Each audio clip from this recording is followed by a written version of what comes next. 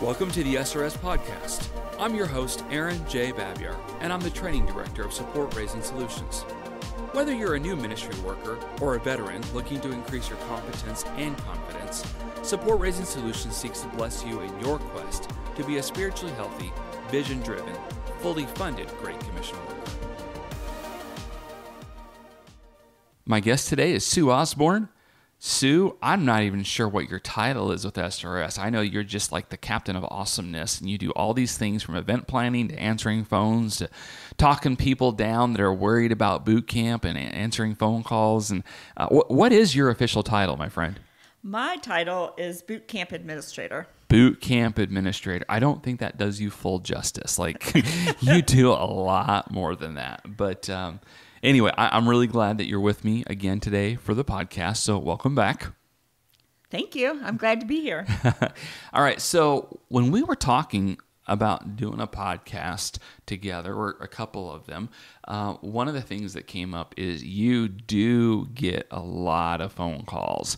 And I was thinking, man, with all the phone calls you get, there's probably some frequently asked questions or something like that. So if somebody is preparing to go to a boot camp and they might get, a little nervous or unclear or whatever about something, and they look up the phone number for Support Raising Solutions and they make that phone call, you're the one who usually answers the phone most of the time. And so I said, well, let's just talk about that. Let's hear about what some of those things are. So are you game for doing that today? Sure, that would be great. Okay. All right, Sue, so to get going, how do you want to do this? Well, I think that it would be really great to hear from you on the response that you would give to my hundreds of questions I receive in a week. I know that you're at boot camp every month, and you are telling our participants things, but I would like to hear from you because of your expertise. That's not fair. You get to soften them up before I get them. Okay, all right, I'm game. So you have a list of questions. I can't read it from here, but I can see you have a list of questions that you get. So what, you want to read those and hear my response, and then you can give the right response? Is that how this is? Well, I want to see how you would respond. Oh, man. Okay, I'm game. So one of the first questions a lot of people ask me is, I have a baby. Can I bring my child to boot camp? Oh, no. Not that question. Okay, a little bit of history here.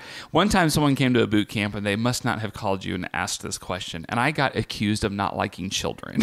Oh, no. We love children. Yes, I have 4. So I even have a grand dog. But unfortunately, I don't know how you would say it, but our answer is no. You're not supposed to bring children to the boot camp. And it's not because we don't love children. I know Jesus said, bring the children to me. Yes, we love children, but the nature of the boot camp is it's highly facilitated, highly interactive, and when someone has to worry about a kid, they don't get to participate as much. That's one problem.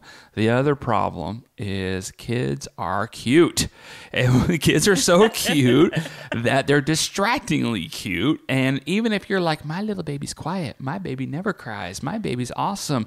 Yeah, your baby's distracting somebody simply by being awesome. So that would be my answer, something like that. I don't know.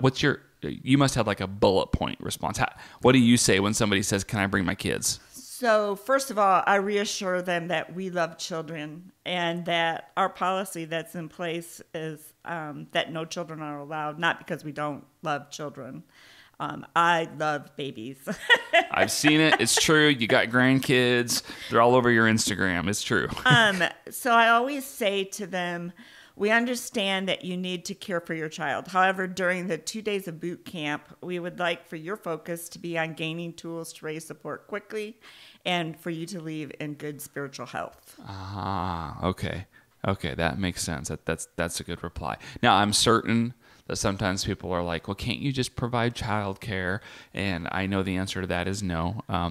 We change facilities every single month. In fact, sometimes, we're always in a different state. Sometimes a different country. But yeah, we can't plan all that for 80 random God-loving strangers and the child care. We don't have capacity for that. So let me ask you this. What if somebody's like, I'm not sure what to do with my kids? What do you usually suggest? So one thing that we do encourage people is to find a babysitter, whether that be at home or bring the babysitter with them to the hotel and leave the baby at the hotel. Mm-hmm. And we suggest if that happens, that baby can't come to boot camp, that they are there just for after and before boot camp. Yeah. One thing that we really want all of our participants to walk away with is that they're fully equipped, ready to raise support, and the distractions that kids can cause will navigate otherwise. It'll just be a big distraction. Now, I have seen this, how it really handled well once, maybe twice, where there was a mother who was still nursing, and I'm not saying this is easy. I'm not saying everybody has to do this, because this is like next level planning. I was like thoroughly impressed, but they did have a babysitter family member, I'm not sure what it was, that traveled with them, and the parents came up to me and just said, hey, our kid is here but not here, and there's prescribed feeding times. We already do it, so she won't be in the room for 10 minutes or so during X time over the next couple of days. And what I was like, I'm not going to argue with that. I'm like, okay, great. Yeah, that's awesome. And so she would slip out, and I'm not even sure where she went. I think we were at a church building, and they had talked with some administrator or someone at the church and said, hey, can I have a room for 10 minutes, just like a few times a day? And so again, we don't think that's probably the easiest thing to do. I know there's other ways. Big surprise, I'm a dude. Haven't had to deal with that exactly personally, and yet that is important. And so we have had other families that say, we just decided to wait a little longer until we went through the training. But kids definitely are important, and it is a challenge for parents of young kids. And so we ask you to really think through that well before you come to a boot camp. And I understand why that's probably a common phone call that you get, Sue. All right, I think we handled that one pretty well. What's the next one? So, I get this call a lot. I'm married, but we are trying to cut costs, and wondering if both of us should attend or just one. Oh, wow. Well, I know what the short answer is. Hey, when you're married, you're bonded in this, and quite honestly, even if only one of you is raising support and the other one isn't, I can't say highly enough how much I recommend 10 times out of 10 both of you attend boot camp, because it's not just a functional how-to. There's a training of head, heart, hand. There is interactions that happen. There's a sensitivity that the spouse who isn't raising support can learn to really truly be supportive, because the calendar of this, the schedule, I'm not just talking the boot camp, I'm talking after the boot camp. It's a critical time. It really is a critical time, and it can really change up your normal calendar. And your spouse comes back from boot camp and they're raising support and you're not, and all of a sudden they're like, yeah, I'm not going to the men's Bible study anymore. And you're like, wait a minute, why not? You went to this boot camp and now you don't want to be a part of church anymore? And they're trying to explain, well, no, they trained us to do this and that. And there's just a lot that happens, Sue. I don't think it's just the information. It's the experience. It's a shared learning experience, right, where I think probably the most supportive thing the spouse can do in that situation is figure out a way where they can participate with the boot camp, even if they're not the primary support raiser. Now, that's my long answer. You don't usually have probably that long to answer all these questions. What do you say? Well, so we want you to understand that boot camp is an investment, but it's an investment that's well made when you both are present. One of the things that we hear a lot of people that come only with one spouse, they go home, they're filled with momentum and encouragement, and it's just different when you hear all of that secondhand. You don't understand the excitement that you leave boot camp with all this new acquired knowledge and all the networking that happens with boot camp. It's just different when you hear it secondhand. Yeah. But one of the things that I always say is SRS believes in creating oneness in the area of marriage. We feel it's important to be on the same page as a couple when it comes to finances. Finance is a topic that can cause strain in a marriage. Finance is also an area under attack by Satan. So we feel like to best combat this, your best defense is to plan together, work together, and work your plan as a team instead of individually. And you're touching on something, too, that we talk about in boot camp, but that is, are you budget-driven or vision-driven? And listen, my marriage is worth an extra $200. Right. and to have my wife on the same page as me for something that's significant life change, and it is, let's be clear, it is a significant life change to move into a season of raising and living off full support. It is worth that extra $200. I realize, easy for me to say, that's not my $200.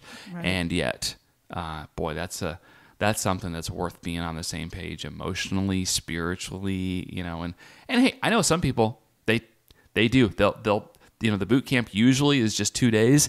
They'll come to an area for 3 days, Right. They'll wait till we're in Orlando so they can have a day vacation also or whatever else. We're not suggesting this has to be a big date, and yet there is something significant about taking that time. Just a brief sidebar here to our listeners. Perhaps you've wanted to recruit someone to your staff team but aren't sure how to broach the topic of support raising without either scaring them away or shoving a full copy of the God-ass book into their hands. So wouldn't you like an 8-page booklet that might calm their fears and quickly unpack the basic how-tos from a practical and biblical perspective? We actually have a booklet like that. It's called The 5 Keys to Support Raising, and you can get these booklets in English or in Spanish at cmmpress.org. You'll receive an additional 10% discount if you use the code SRS Podcast. All right, let's segue, because I know that we're actually going to do a podcast just on that topic later on with our managing director. I'm going to sit down with him after a bit, and that'll be a future podcast coming up soon just on that topic. But so we said 5, so we've covered 2. What's another one of the common questions that you're going to put to me right now? Okay, so with our life is hustle, bustle, fast paced. I get this question almost every week. I really don't have time to attend boot camp. Uh-huh. Do you offer an online training that covers the same material? Well, okay, I'll answer it, but let me first say this. I'm starting to see more and more of that in just even in different fields where people go, let's take our training online. And I respect that. I like fast and easy and affordable and in my own speed and blah, blah, blah. So I respect the desire. I want to start there. I respect the desire. However, learning is different from training. Right. Experiential training is hands-on. I don't believe you can do that in an online format. It's just not possible. Now, there will be people that will try, and I'm sure at some point, if it doesn't already exist, there's somebody out there that's saying, we're going to train you to raise your full support in 7 online sessions or something like that. Right. And that's nice, but at the end of the day, I want results. I want people to be able to get fully funded, and the amount of role play and interaction and ability to do live Q&A, you can't replicate that online. Now, listen, I'm not someone who's anti-technology. In fact, I don't have any of my seminary books and paper anymore. I am so digital. If I can't get it on Kindle, I probably don't want it. I'm very digital in every way, and yet you cannot replace experiential training. And I haven't seen any sort of online support raising training that I saw as valuable. It was always kind of undercooked in what few iterations I've seen. So that's my answer is no. You gotta go. But also, you're having a significant life change here. And if you can't adjust your calendar for going to an experiential training like this, in reality, you're not going to be able to even raise your support. Right. You won't take or make the time that it's going to take. It's not write a letter because you're going on a mission trip. You got 50 to 100 appointments that you're going to have to make. So that's my longer-winded answer. How do you handle it more succinctly? So, Aaron, I tell them the way that boot camp is structured, it's meant to be done as a large group because it's very interactive. It requires a lot of discussion, and we use prompts as activities, table discussions, large group interaction, and the most important part is practicing your face-to-face ask. The networking and camaraderie gained through attending a boot camp is something that all of our participants value really highly. Yeah. we feel that doing the boot camp training online done alone diminishes this impact that camaraderie brings. Yep, it's true. And even I'll get phone calls after boot camp that was like, wow, all of the training that I did, the God Ask after reading it all made sense after attending boot camp. Mm-hmm. So thank you for telling me that I needed to attend, that I wasn't going to be just satisfied. Thank you, Sue, for insisting that I do this, right?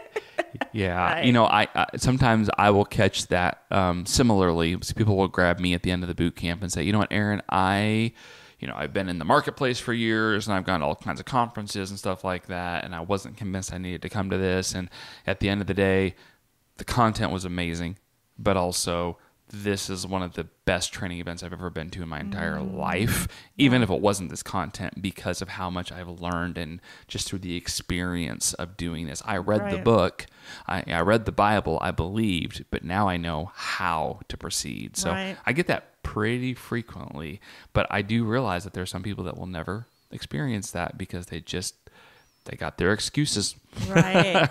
There's, I think it's fun too, on the chances that I get to go, seeing their table groups take pictures and exchange phone numbers and really think that they're going to follow up. And a lot of times I get phone calls that say, man, my table group, I keep in contact with them. They're my support system. Mm-hmm. All of those things that make attending in person valuable. Right. Okay. All right. So, next question.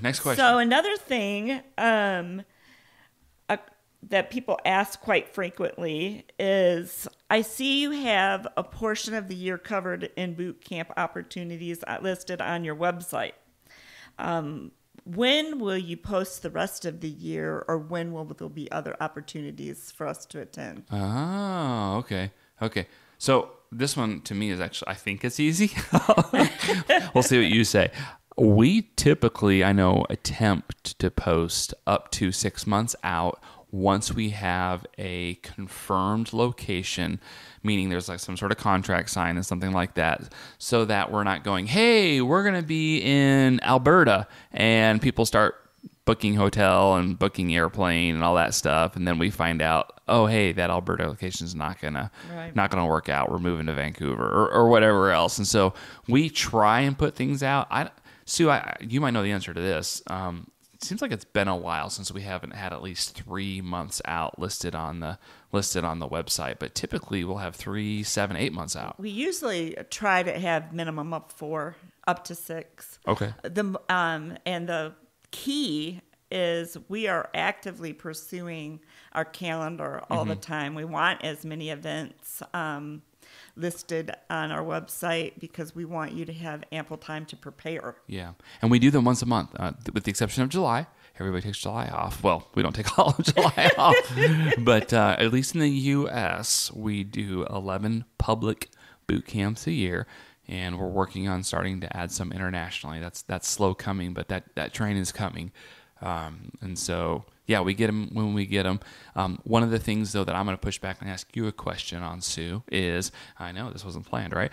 Let's say somebody lives in Chicago, and at the time that you and I are talking, I know we already have, we're going to be in Chicago next May, and this is the fall of 19 when we're talking, so that's like more than 6 months away. Sometimes somebody that they know they need to raise full support, they go, oh, well, I guess I'll just continue to limp along till next May instead of, getting to, I think we're in Los Angeles this upcoming November. Instead of getting to Los Angeles, they just go, I live in Iowa. I can drive the 5 hours. And so they'll wait quite a long time. And again, I realize this is easy for us to say, but why would you not want to wait 6, 7, 8 months if God's already told you to raise support? Why would you want to invest that extra funds in getting out to LA? And yes, I know you want to do it affordably, but trying to get to a conference. What do you tell somebody that they go, should I just wait? Well, I think the importance of you've received your call and God's laid this ministry or an opportunity on your heart. The more excited you are about that ministry opportunity, the quicker that you put a plan into place is going to spur your thoughts about becoming fully supported. And I think the longer you wait, the harder it is to keep that momentum, to keep that goal in mind. Very true. Other things become more important, and sometimes you change your view altogether. You doubt your call. So I think that the quicker that you invest in getting to a boot camp, the quicker that you can become trained, and the easier it will be to become fully supported. And as you know, one of the most common questions, or excuse me, not even questions, it's almost like, people are coming to confess to me at the end of a boot camp as they go, I wish I wouldn't have waited. Yeah. I wish I would have known this 6 months ago. Right. Or we wish we would have known this 8 years ago when we started raising Right. support and failing for 8 years and barely getting by. It's a Right. miracle we're still even in ministry. How our life would be different right now Right. if we would have spent the $1,000 or whatever it might take somebody to travel and attend and be a part of boot camp. If we would have spent the money and done it, that little investment would have made so much more money in partnership. It would have been so worth it. Man, we wish we wouldn't have waited. How can you tell people not to wait? And we're like, we do, but people don't always listen. So Right. what are you going to do? Right. And I think it's just so important to act quickly on that, because all these, the further you walk away from the actual call that you received to ministry, that gap, Satan shoots his devouring and his distractions and all of those things that lead you away from your goal that God wants to step into this ministry opportunity with you. Yeah. So I think the quicker you get there, the more life breathing the experience is. Yeah. Yeah. Now, if the boot camp's 1 week away, you might want to wait till the one next month. Yeah, that's true. There is a significant amount of homework, which we can't require, but wow, do we really want people to do before they come. It prepares your head and your heart for what you're about to learn when you actually do that homework before you come. Again, we can't make you do it. You can earn a rebate if you do all that stuff, but Right. again, we offer it as a service. Nobody's making money off this, by the way. Again, Right. Sue and I don't get a raise based upon your registration. We raise and live off support. But anyway, okay, we had one more question. What was the fifth question? So I registered as an individual when I signed up for boot camp. Now that I've been walking through the prep work and I really see the value in this, I would really like to bring my spouse along. Can she be added? Okay. My guess is yes. That's my answer. What's that actually look like on your end? So I reply, absolutely. We want your spouse to walk through this with you. There is a process. You just need to email me her name or his name. Send me their email address, their contact information, their job title with their organization. And then immediately I will have our finance department invoice you the additional $200, and then you need to pay this prior to boot camp. And that's their ticket to be able to come to boot camp. They can begin training. That signs them up for the online SRS Learn. And you can start planning and doing all the work together at that point. Okay, great. Well, Sue, those are probably 5 of your most common questions, so I appreciate you taking the time to write those down and put me on the spot. That was kind of fun. So hopefully this is helpful for people that are thinking about or preparing for or going to go to a boot camp soon. Any final thoughts or advice you're telling somebody that maybe they're going to register, maybe they're not, or they got one coming up soon? Any final words? Well, one thing, because I do get a lot of questions in my job, we just recently added a button or a tab on our website that's FAQ frequently asked questions. We have all the questions that I get asked and are continually adding those because we want your questions to be answered. Mm-hmm. We want to serve you and we want to walk through this journey with you. So check that button out and hopefully you will get all of your questions answered. Yeah. Well, my friends that are listening to this podcast, let me tell you, these phone calls come into Sue a lot of the time. And so if you want to do her a service, figure out how to share this podcast with people you know that are going to a boot camp.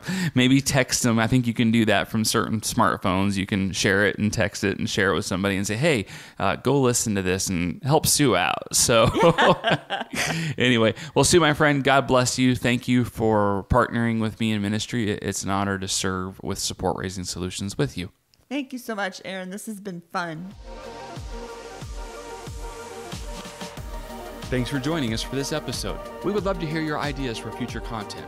Please visit supportraisingsolutions.org/feedback to share your thoughts and questions. Also, wherever you download your podcast from, be sure to subscribe for future episodes and come back each week to gain more insight into the process of building and maintaining your personal support team.